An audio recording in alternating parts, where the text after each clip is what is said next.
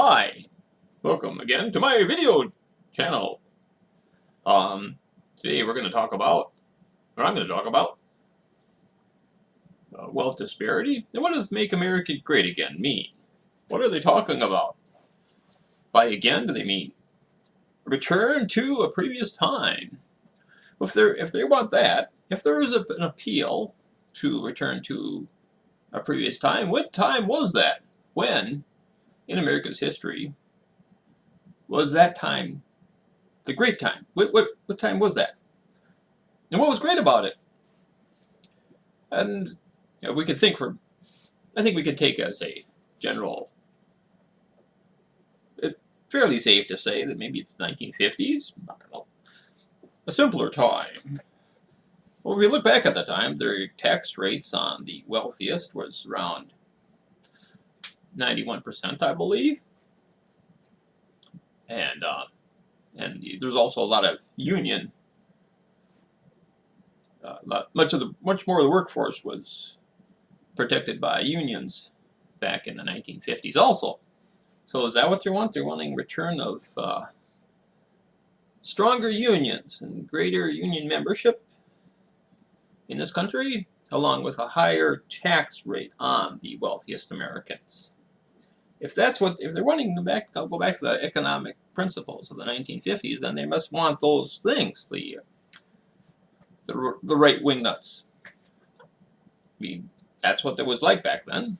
And there was also a much less of a disparity between the CEO pay and the rank-and-file worker pay.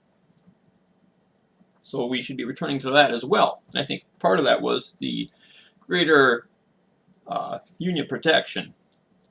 Also, back in the 1950s, a citizen could get by with often could get by with a high school education and a hard work ethic. They could develop they could build a fairly comfortable middle-class lifestyle, modest, but still relatively comfortable. Now, today, it's far from the case. So, are they asking if we want to go back to those 1950s principles? Then we should be thinking of it should be necessarily to get a college degree. It should be enough to have like a basic high school education and a good work ethic. It should be enough to be fairly assured of a relatively comfortable middle-class lifestyle.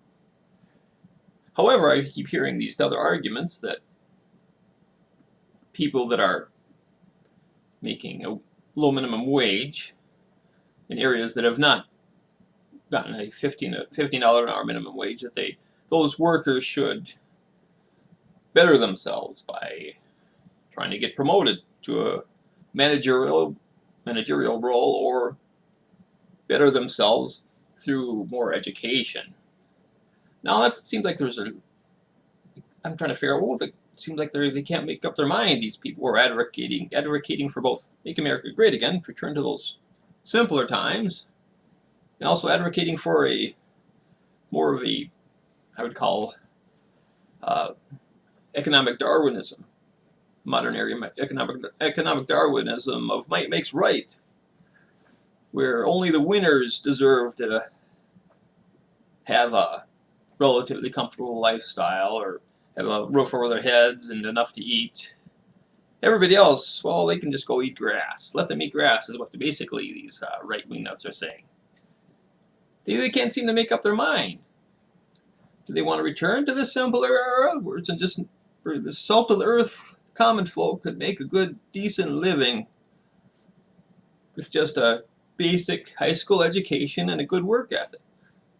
Or do they want to be in a Gordon Gekko values, might makes right, greed is good, Ayn Rand, selfishness is treated as a virtue era? Is that what they're wanting, or the other one?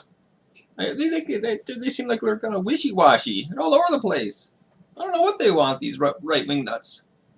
They can't seem to make up their mind. Now, I like to go as far as the economic principles of fair work. I mean, fair pay for just a hard work ethic, and based on just a decent high school education is enough, and a lot of union protection, protect the workers, much more union protection, along with just good workers rights and the higher taxes on the wealthy. Yeah, that's great. We should return to that. That's if that's what Make America Great Again is all about, and then I'm all on board. But when you go back to that, what it was like in, let's say, the 1950s, doesn't sound like that's what the modern day right wing nuts are advocating for. The MAGA people, they sound like they're advocating for a plutocracy, a capitalist might makes right, Gordon Gekko value world where only the winners deserve a comfortable, modest lifestyle, or better. It's not something I agree with. I don't like that. I think it's the problem is that a lot of these simple folk, they're not that interested in navigating the intricacies of office politics. They're comfortable with just they just want a good decent job and be able to spend time with their families, more time with their families, and not have to climb the corporate ladder and gamble on the stock market.